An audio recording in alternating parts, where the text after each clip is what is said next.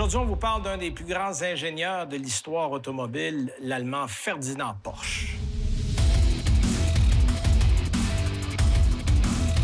Ferdinand Porsche est né dans la province de Bohême, en fait, qui était en 1875 dans l'Empire austro-hongrois. Ça serait aujourd'hui en Tchécoslovaquie. C'est un ingénieur brillant et dès son enfance, son père réalise qu'il a beaucoup trop de talent pour continuer dans la petite entreprise familiale. Écoutez, dans ses temps libres, à 14 ans, il a passé l'électricité dans toute la maison. Vous connaissez combien d'enfants de 14 ans qui passent l'électricité dans la maison? On est encore dans les années 1800. Alors, il travaillait sur tout ce qui était électricité mécanique. D'ailleurs, ça a été son premier emploi et son père l'avait envoyé étudier à Vienne parce qu'il y avait des grandes universités à Vienne, mais ses résultats scolaires n'étaient pas très bons. Alors, le seul statut qu'il avait pu obtenir, c'est un statut d'auditeur libre. Mais il ne pouvait pas passer les examens, mais il avait quand même tout appris. Et la première chance de se faire connaître arrivera à l'Exposition universelle de Paris en 1900. Jacob Lohner, retenez bien le nom, est le client qui lui avait demandé de fabriquer un véhicule qui ne polluait pas. Pourquoi? Parce que ses clients qui étaient riches avaient des vêtements qui étaient très fins, de la soie, de la laine, des cotons blancs. Alors, le défi, c'est de faire une voiture propre.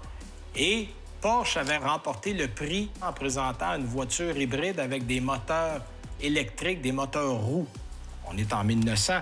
D'ailleurs, c'est ce concept qui, 60 ans plus tard, a inspiré la NASA pour faire son fameux véhicule lunaire. Il était parti des principes que Porsche avait mis sur pied à peu près 60 ans plus tôt, même un peu plus. Ça vous donne une idée comment ce bonhomme-là était avancé.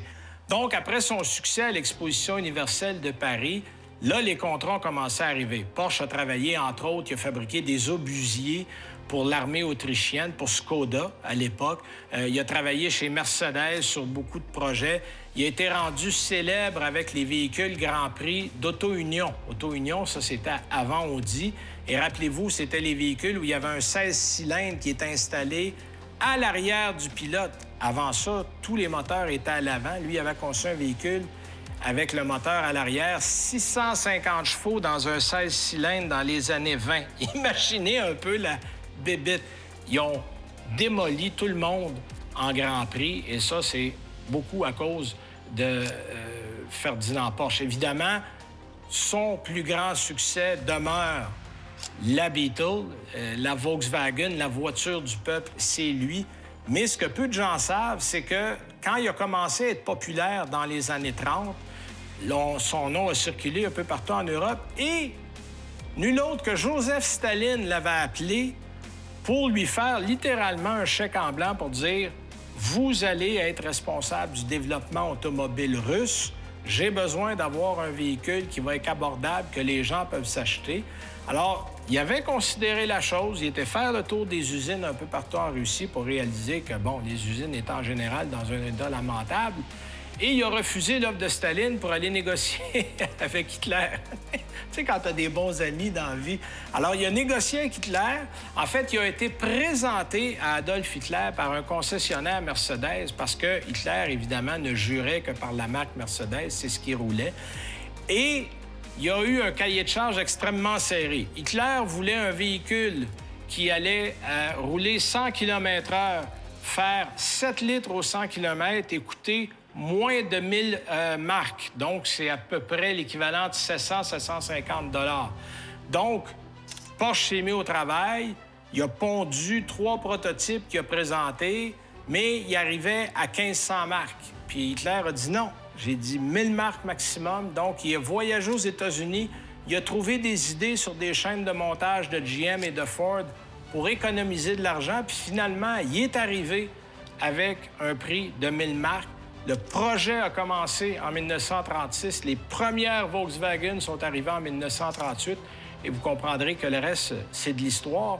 Et suite à la fin de la guerre, Ferdinand Porsche a été emprisonné à Dijon, en France, parce qu'évidemment, il avait collaboré au régime nazi. Ça aura coûté à son fils, Ferry Porsche, 1 million de francs pour sortir son père de prison. Et pour rechercher ou pour trouver cet argent-là, il a vendu un concept de véhicule à moteur central qui a été racheté par Cisitalia. Donc, si vous voyez des Cisitalia Porsche, ça, c'est une voiture qui a servi à sortir Ferdinand Porsche de prison. Il est sorti en 1948 et c'est là, uniquement en 1948, qu'on a vu le jour, c'est-à-dire que la compagnie Porsche est née. Puis, ironiquement, Ferdinand Porsche est décédé en 1951. Donc, la légende de Porsche, le nom, c'est évidemment le père, Ferdinand Porsche, mais la marque, c'est beaucoup plus l'histoire du fils, Ferry.